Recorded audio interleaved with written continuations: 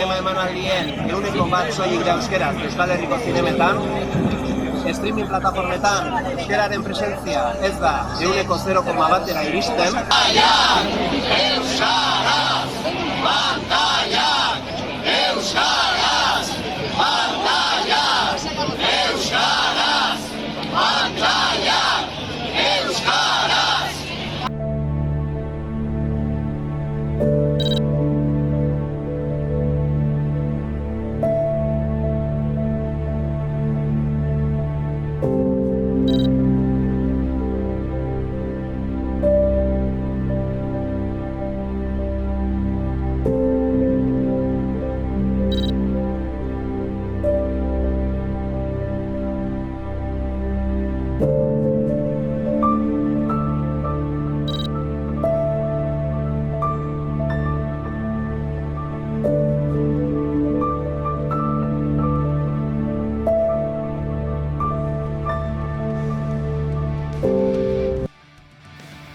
Pantailak euskaraz, pantailaldia. Zuzenbidean, antropologian lizentziatua, hizkuntza plangintzan gradu ondokoa. Gogorralda, guraso ernegatu izatea, Alexa Ginagalde López, pantailak euskaraz, pantailaldia. Gurasoen arduratik soilik, ala dagoeneko egoera jasangaitza dela ulertu duzuelako, zatozte ekimen, ausartarekin?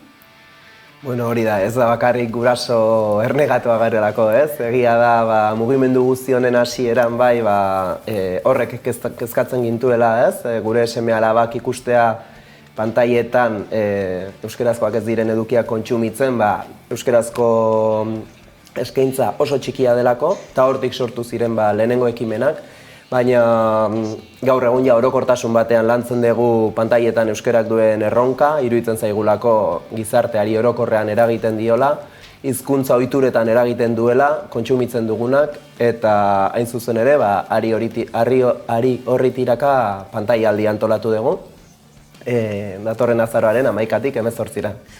Pantailaldiaz ari garela, egunotan gainera aukera izango du, nahi duenak parte hartzeko pantailaldian, sare sozialen bidez, hainbat plataformetan gainera edukiak izango ditugu eskuragarri, besteak beste gaur egun arrantzare egin beharra dagoelako jakiteko euskaraz bikoiztuta, ala azpidatzita, non ikus dezakegun dokumental bat, filma bat, hau bezalako programa interesgarri eta on bat, baina guzti honi begira pantailaldian parte egide desente. Badira, baina aktivista hauek azken ordukoak izan daitezkenak baita ere. Nora jo behar dute, pantailaldiaren zentzuak edo helduleku euskarriak non aurki ditzakegu? Pantailaldiak, webune izango du noski, baina zer gehiago esan dezakegu honi buruz? Bai, pantailak euskeraz.eus web horrian dago izena emateko formularioa, pantailaldian izena emateko formularioa, eta horrez gain, gure sare sozialetan ere, eta gure Telegrameko kanalaren bitartez, adibidez, zabalduko ditugu baita ere, astebetez pantailetan euskeraz bizirauteko baliabideen gida, eta baita ere, astebeterako, azaroaren 11tik 18irako guk egin dugun agenda proposamena. Gure helburua azken finean da jendea kontzientziatzea, euskeraz bizitzea, pantailetan ere euskeraz bizitzeko hautua egin dezala jendeak, eta bigarren helburua litzateke erakundeak interpelatzea, erakundei dei egitea, gaur egun pantailetan euskerak bizi duen diskriminazio egoeraren aurrean neurriak hartu ditzaten. Ze besteak beste, pantailak euskaraz dinamikak eta pantailaldia kanpainak zehatz-mehatze zer adierazi nahi du edo zer agerian utzi.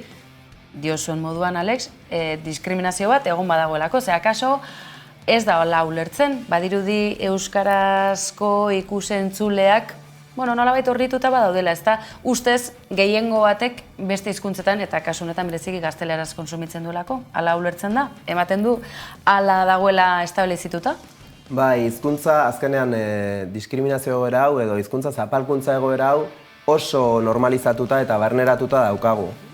Gaur egun telebistetan dauden kate digitalen artean 3 ditugu euskeraz, ETV bat, ETV eta ETV3 eta 11 telebista, gehi tokiko telebistak, baina 50tik gora telebista kate ditugu.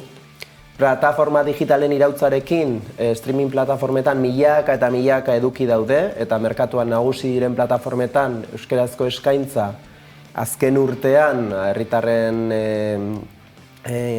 zarata ateratzearen ondorioz eta erakundeak eta plataformak mugiarazi ditugun arren, oraindik ere ez da 0,1 iristen euskarazko eskaintza plataforma nagusi hauetan, eta erabat flagrantea eta mingarria iruditzen zaigun kasu bat da zinemaren kasua. Zinemaren kasuan gainera eskuduntzak daude, hau goitik bera arautzeko, eta Euskal Herriko zinemaretoetan eskaintzen diren filmen 1% soilik ematen da euskeraz. Eskuduntza hori buruz aipatu duzula, berez, nola beharko luke pantalla handiak kasu honetan?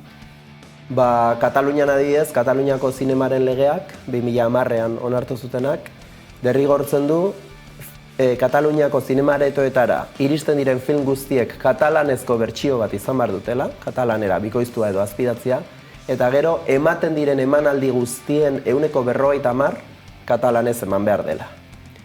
Pentsa ze urruti gauden, errealitate horretatik, hori da, 1% ingurukoa da gaur egun euskarazko emanaldien eskaintza Euskal Herriko zinemaretoetan, EAE soilik edo Eusko Autonomiko Erkidegoa soilik kontutan hartuko bagenu 2,3 ingurukoa, baina ia guztiak aurrei zuzenduriko 10-12 film, gehi urteko euskerazko ekoizpena edo uzta izaten da, ez? Eta urtean 5 pelikula edo urtean euskeraz egiten direnak, kalitate handikoak izanagatik gutxi direnak, ez?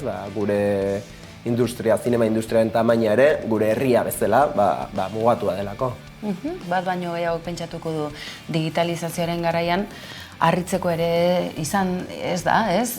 Euskarazko ekoizpenak nolabait txikituta sentitzea edo eta halako aniztasun eskaintza, ez? Mundu globalizatu honetan, ez baina dragoibola bagenuen, erreferentziazko euskarazko pedagogikoki zalantzan jarri daitezkenak Iratxo Dordoka ahaztu gabe, baina tira, bueltatuz geurera. Hori aipatuta, deigarria da, duela hamarkada batzuk, esan dezagun, erakunde publikoek sustatutako hedabide publikoek, eskaintza publiko horrek bazuen nolabaiteko, ez, karril bat, euskarazko belaunaldi berri horiek, euskaraz telebista kontsumitu genuen horiek, non galdu gara, galdu baldin bagara?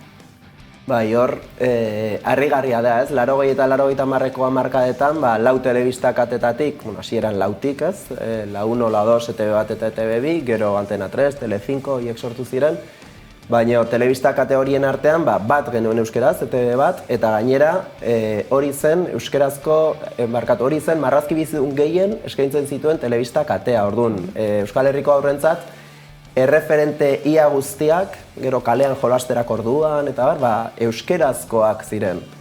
Ze gertatu da, 80 eta 90ko hamarkadetatik aurrera egiten dugu, 2000ko hamarkadan, internet, digitalizazioa, gero sare sozialak, interneteko plataformak sortzen joan dira, eta logikoena litzateke pentsatzea, garai berrietara egokitzeko, euskerazko bikoizketak, azpiidazketak eta biderkatu egin beharko lituzketela erakundeek eta horren aldeko apustua are ageriagokoa izan beharko litzatekela egoera berrira eta globalizaziora eta aipatu dezun testuinguru berri horretara egokitzeko. Eta alaxe izan da, ez da? Itxura guztien arabera alaxe izan da? Gertatu dena aurkakoa izan da, ez? Eta hor badago guretzat oso esanguratsua den kasu bat, Harry Potter kasua, deitzen dioguna. Hau da, euskerazko bikoizketaren gainbehera esplikatzeko hitzakia bezala edo erabiltzen dena, ez? 80 eta 90ko hamarkadetan Euskal Telebistak ia 2000 ordu urtean bikoizten zituen euskarara. Eta garai hartan ohituta geunden, ET, Alien, Indiana Jones, Izarretako Gerra, Harry Potter bera, euskeraz ikusten ohituta geunden. Ze gertatu zen, 2007 urteko urtarriaren batean, orduko ETV-ko zuzendariek esperimentu bat egin zutela. Eta esperimentu hori izan zen, urte berri egunean, arratsaldez, bazkalo ostean, ordu berean, ETV baten Harry Potter euskeraz jartzea eta ETV-bin Harry Potter gazteleraz jartzea.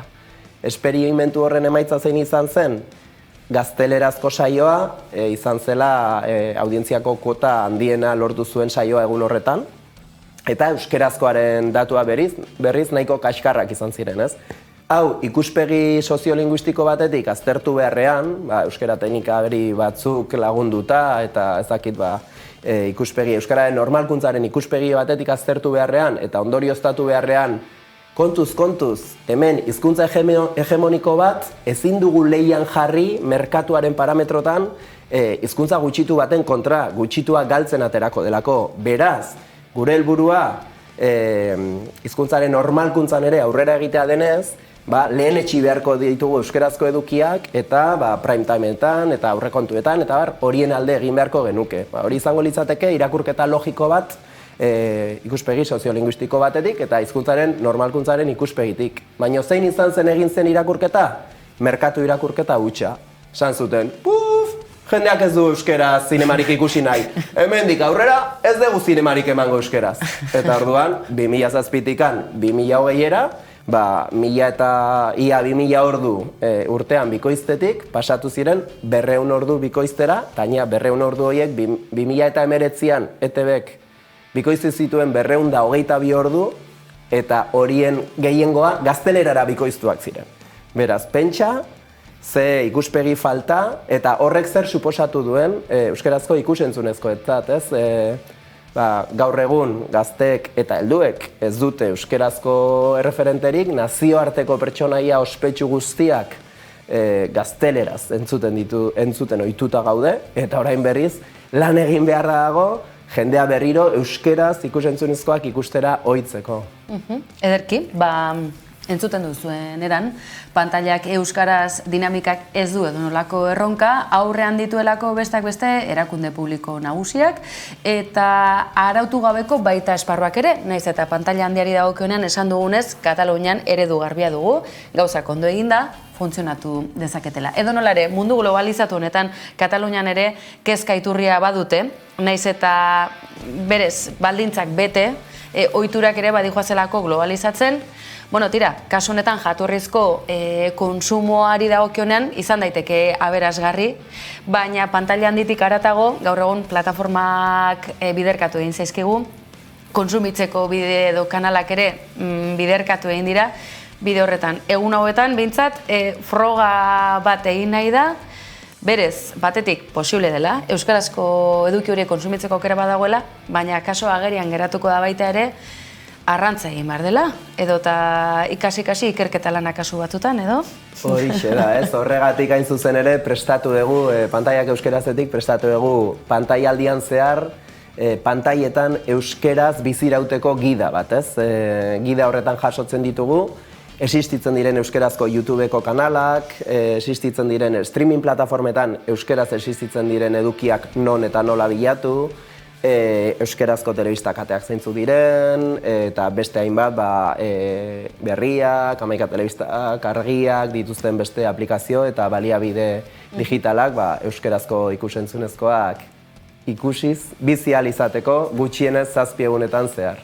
Itxaropenik bai, hala ere, aurrera begira, pantailaldian izango den emaitza honetaz aparte, baduzu itxaropenik, izango du honek biderik, bai? Bai, noski, gauzak mugitzen hasi dira, pantailak euskeraz duela urte terdi inguru sortu genuen, eta, esate baterako Netflix edo Prime Videon, bizpahiru filme euskeraz izatetik, 50 piko izatera pasagera, ez? Urtebeteren ondoren, ez? Orduan, gauzak erakundea mugitzen hasi dira, enpresak mugitzen hasi dira, Espainiako ikusentzunezko legean ere zalaparta handia egon zen gai honen inguruan, euskaldunok, katalanak eta galegoak batu ginelako aldarrikapen hauen inguruan, eta, ETBek ere primeran izeneko streaming plataforma bat ere martxan jarriko du datorren urtean, gure eskaera da bertan ikusi ahal izango diren fikziozko eduki guztiak, pelikula eta telesai guztiak euskeraz ikusi ahal izatea. Esan dute euskeran ardaztuko dela plataforma, ikusi beharko dugu hori zer den, baina horre ere bakagu itxaropen apur bat jarria. Eta jendearen artean ere kontzientziazioa geroz eta handiagoa da. Herri askotatik deitzen digute, hitzaldiak emateko, kezkatuta daudelako euskararen erabileraren beherakadarekin, batez ere arnasgunetan nabaritu da beherakada, baina egia da Euskal Herrian ere orokorrean 2006-tik 2021 batera puntu bat baino gehiago jaitsi dela euskararen erabilera, hain zuzen ere, 2006an smartphonea sortu ziren, 2010an YouTube eta beste sare sozial batzuk sortu ziren, 2016an Netflix sortu zen, eta beranduago beste streaming plataformak, eta guk usten dugu guzti honek eragina izan duela hezkuntzaren kale erabileran.